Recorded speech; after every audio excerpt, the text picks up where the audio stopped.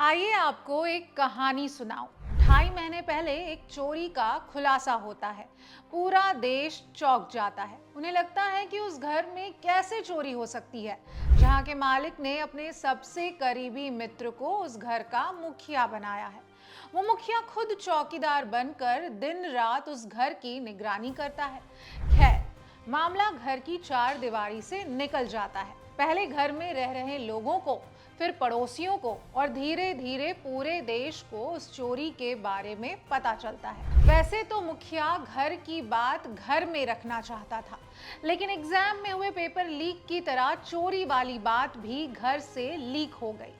मजबूरन घर के मुखिया को चोरी की रिपोर्ट लिखानी पड़ती है।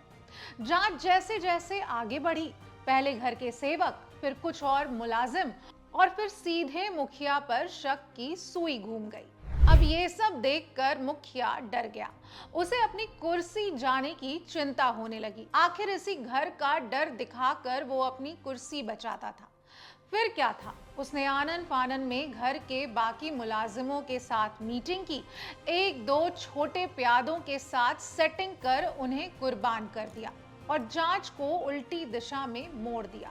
और ऐसे करते करते 2.5 महीने बीत गए, पर ना तो कोई भी चोर पकड़ा गया और ना ही चोरी का प्लान बनाने वाला मास्टर माइंड। अगर ये कहानी सुनकर आपको लग रहा है कि हम राम मंदिर में हुई चंदा चोरी की बात कर रहे हैं, तो आप बिल्कुल सही हैं।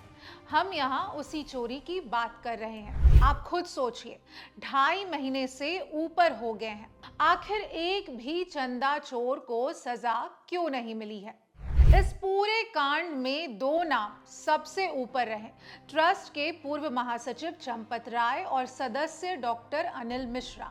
लेकिन एसआईटी ने अपनी फाइनल रिपोर्ट से इन दोनों का नाम हटाकर इन चोरों को दूध का धुला घोषित कर दिया। कभी आपने सोचा है कि क्यों और किसके कहने पर? और सबसे बड़ी बात, अब इस घिनौने कुकर्म पर कहीं कोई चर्चा नहीं हो रही। भाजपा को लग रहा है कि देश के लोग उनके इस कुकर्म को भूल चुके हैं, जबकि देश के लोगों को पता है कि इस डकैती में संग भाजपा और मोदी योगी की चाल है।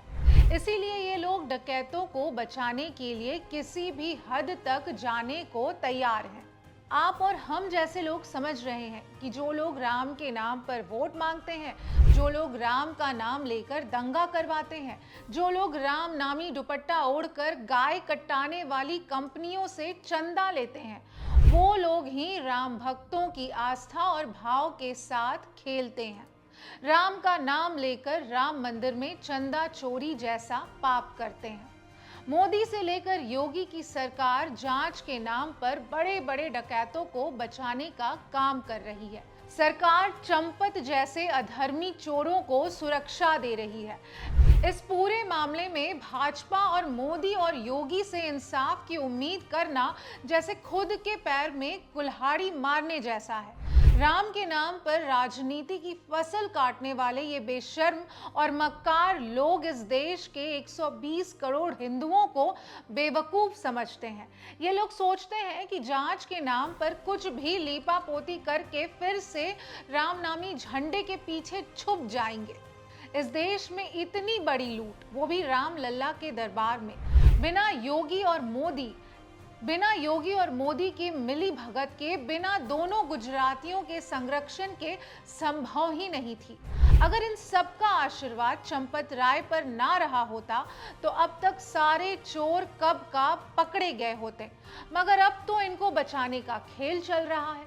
तमाम संघ भाजपाई राम के नाम पर डकैती करने वाले डकैतों का बचाव कर रहे हैं। भाजपा वाले न राम के हैं और ना ही काम के।